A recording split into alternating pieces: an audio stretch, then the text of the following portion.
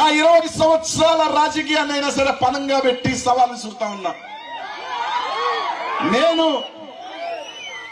అన్ని వదిలేసి రాజకీయమే ఇదిగా వచ్చి 15 సంవత్సరాలు కష్టపడి ఈ రాష్ట్రంలో అనిల్ అనేవాడికి ఎదిగిన వాడిగా పనంగా పెడతా ఉన్నా. నా 20 సంవత్సరాల రాజకీయ భవిష్యత్తుని నువ్వు నీ కొడుకు చేత ఎవరి చేతనో ఈ సవాల్ స్వీకరించు.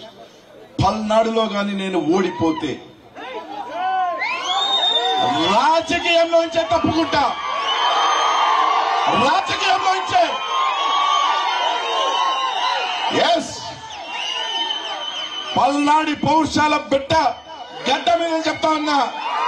ఏడకొచ్చి అదే పౌరుషంతో చెప్తా ఉన్నా. నేను నర్సరావుపేటలో ఓడిపోతే శాశ్వతంగా రాజకీయాల్లోంచి తప్పుకుంటా. ఈ సవాల్ నీ కొడుకు చేత ఛాలెంజ్ ని స్వీకరించే దమ్ముందని అడుగుతా ఉన్నా. నేను 2 సార్లు ఎమ్మెల్యే, మంత్రి. నీ కొడుకు ఒక్కసారి కూడా ఎమ్మెల్యే కాదు. రా పల్నాడు గడ్డ మీద నుంచి మూత మీద మేసం తిప్పి చెప్తున్నా.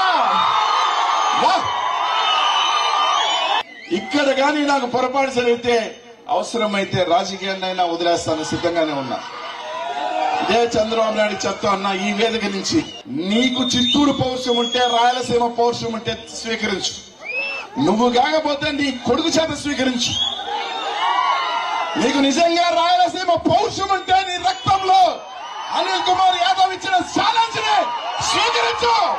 ఈ వీడియో కానీ మీకు నచ్చినట్లయితే లైక్, కామెంట్, షేర్ చేయండి. మరిన్ని అప్డేట్స్ కోసం సబ్స్క్రైబ్ చేయండి.